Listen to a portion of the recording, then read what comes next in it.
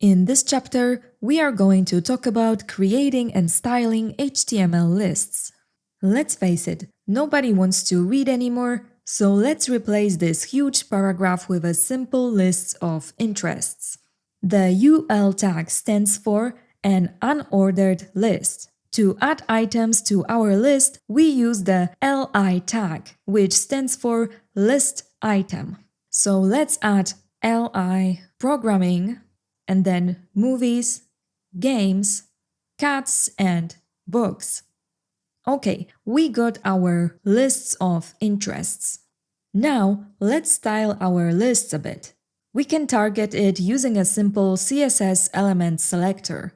By default, list items have circular markers, but let's switch things up and change them to squares. To do this, we use the list style type property. We have options like circle, disk, and even decimal numbers. I will pick squares for our list.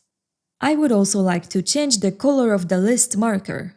Select list item with element selector, and then double colon, and select marker with pseudo element marker selector. Color, var, secondary color, and now the square markers are bluish color. This is new.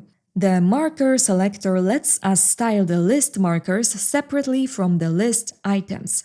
In general, a CSS pseudo-element is a keyword added to a selector that lets you style a specific part of an element. The syntax looks like this: element name, double colon, and then pseudo element name.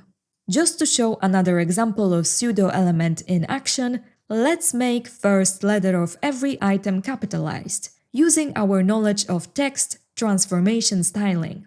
List item, pseudo element first letter, text transform, capitalize. Great, we have our first list. To sum up, use UL tag for an unordered list.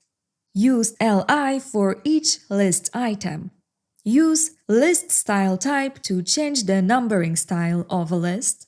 Use pseudo elements like marker and first letter to style specific parts of the HTML element.